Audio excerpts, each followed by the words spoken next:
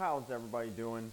My name's Mike, and we got my dog Roots hanging out with us today, and we also got Miss Abby with us. She's a Morkie, and she's about 7, 8 months old, and that's important to remember how old this dog is because she is actually entering adolescence, which would be like she's like a teenager at that stage. A lot of people mistake how long puppyhood lasts for. It's only the 8 months.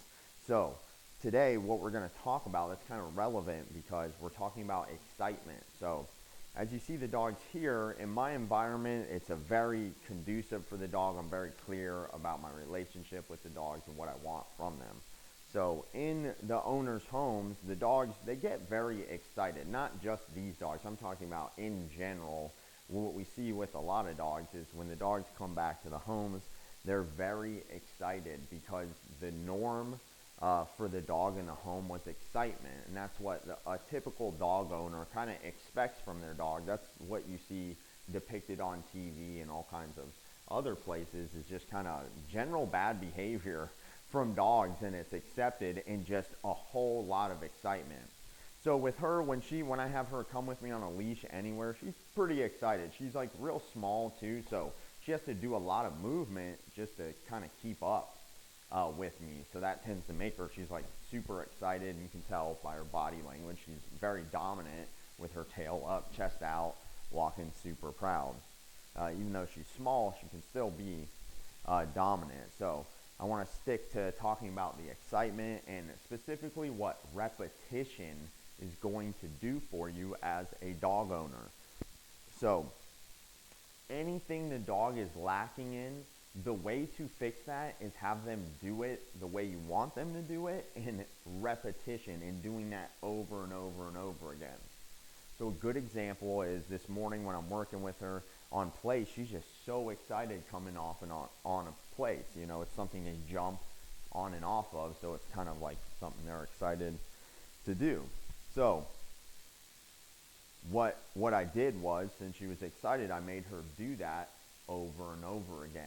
And that's what's going to get the dog calm and used to what you want them to do throughout the day. So it is very important to correct the dog at certain times when they're on the leash. If your dog's on the leash and getting excited, try not moving as fast as you're moving with the dog. Try different things like that. It's always going to be your timing and effectiveness of the correction. So let's go ahead, and I'm going to show you what I did again with that place.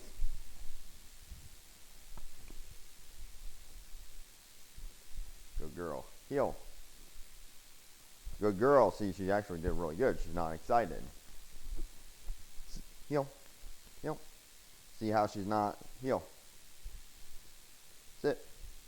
Place. See how she wasn't walking with me, but I just gave her a little tug to come with me. Heel. Good girl. And see, I say good girl because she came with me. Heel. No. Heel. Sit. Place.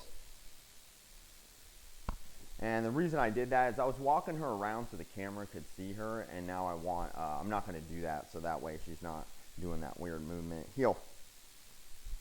Good girl, good girl. Heel. Sit. So if she doesn't sit, I just tug up on the leash. Place. Good girl, good girl. Heel. Atta girl, atta girl. Sit. Nope. So I just tug up on the leash. Place. But you see how important that was for everybody to see. I'm really glad that happened because you see how the dog was acting kind of funny and kind of weird. And again, the whole reason I walked her over here was so the camera could kind of see what's going on with her, right? And that just kind of created some weirdness because it's not really what we would do if the camera wasn't on. So that's why I then just started walking her on and off just like this, because that's how I would do it if the camera wasn't on. And you see how that worked much better for her. So it's not that she can't walk that way. It's that if they're struggling with something, we want to get them to do it in a way that we want to set them up for success, and we want them to be able to do that activity. If she's being weird approaching the place. We can't let her just, control the whole human and pull us one way or another. So, heel. So we're going to go ahead, and now that we did that a couple times, make a little bigger circle. See, that was much better. Place.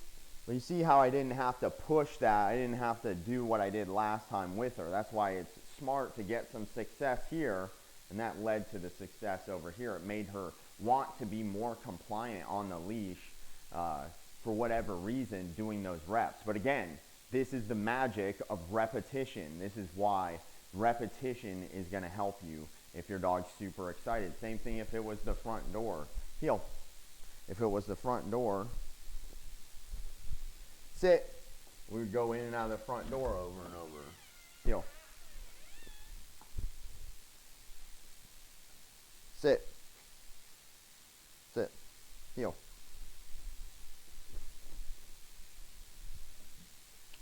So we would just do that over and over again. Heel. We would do the front door back and forth like that over and over again until the dog sit, place. Until the dog wasn't excited about place or the front door. Again, repetition is what is going to get you through that excitement, and your corrections are what is going to lead to compliance, just like what you saw here.